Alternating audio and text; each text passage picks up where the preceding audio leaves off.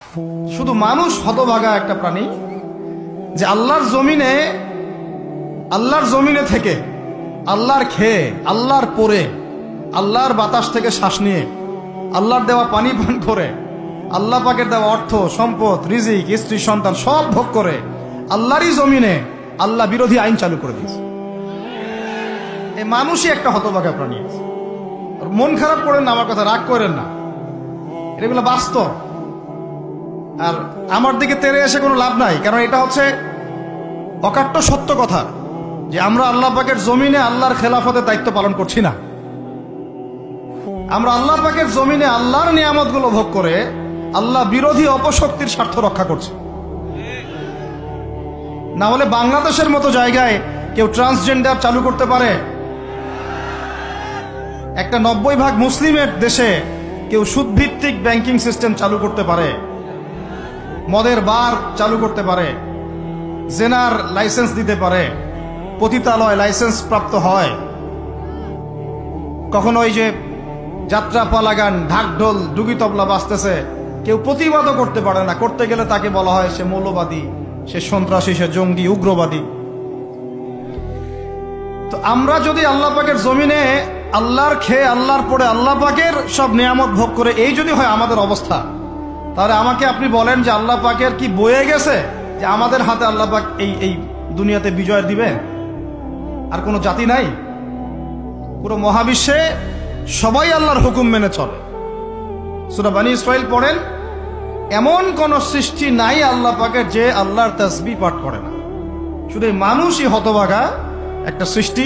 আমরা, আল্লাহ মাফ করেন আমাদেরকে, নামাজও পড়ে না। কি করে না? পাঁচবার দিনে বলা হচ্ছে হাইয়া আলাস সালাহ, হাইয়া আলাল ফালাহ, সাফল্যের জন্য আসো, সালাতের জন্য আসো, কল্যাণের জন্য আসো। কানে ঢুকে না, যায় না নামাজ পড়তে। কোরআন, ওই যে বললাম, বাসায় সবার বাসায় কোরআন আছে। এমন কোন ব্যক্তি আছেন আপনারা যে আপনাদের বাসায় কোরআন নাই?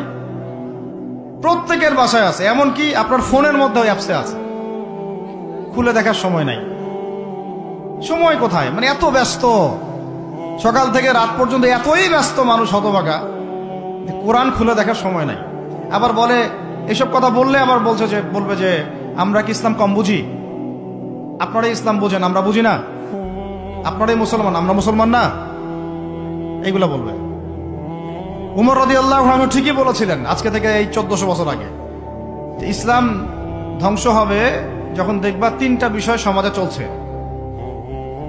এক, দল্লাতুল আলেম, আলেমরা যখন পথভ্রষ্ট হয়ে যাবে তখন সমাজে ইসলাম ধ্বংস হয়ে যাবে। দুই, ওয়াল আইম্মাতুল মুদিল্লিন, যখন আসবে এমন কিছু শাসক যারা পথভ্রষ্ট, মুদিল্লিন, তখন সমাজ ইসলাম ধ্বংস হবে। আর ওয়াল মুনাফিকিন ফি জিদারি কিতাবিল্লাহ, যে মুনাফিকরা যখন আল্লাহর কিতাব নিয়ে বাকবিতণ্ডা করবে, মুনাফিকরাই বাকবিতণ্ডা করবে যে আমরাই বেশি বুঝি ইসলাম, তোমরা বুঝো না।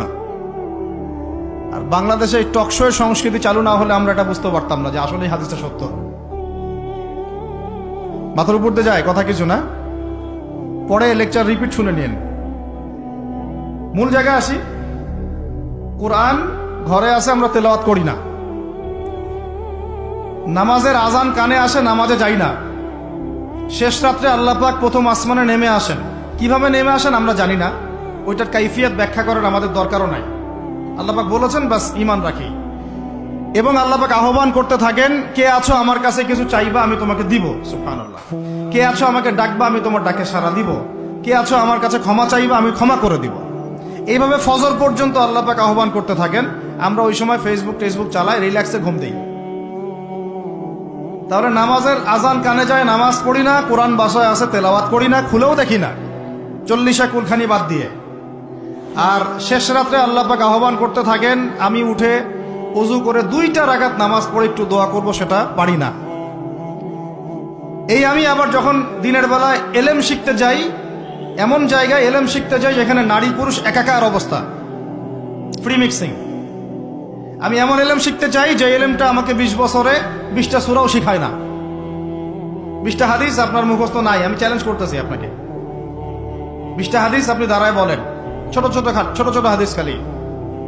যেমন عن أمير المؤمنين عمر بن الخطاب رضي الله عنه قال قال رسول الله صلى الله عليه وسلم إنما الأعمال بالنيات وإنما لكل امرئ من نوى فمن كانت هجرته إلى الله ورسوله فهجرته إلى الله ورسوله ومن كانت هجرته إلى الدنيا يصيبها أو امرأة কি يتزوجها فهجرته إلى ما هاجر إليه। এরকম ছোট্ট ছোট্ট আপনি আমাকে 20টা হাদিস শুনান, যারা 20 বছর পড়াশোনা করেছেন জেনারেল লাইনে, দাঁড়ান দেখি কার সাহস আছে।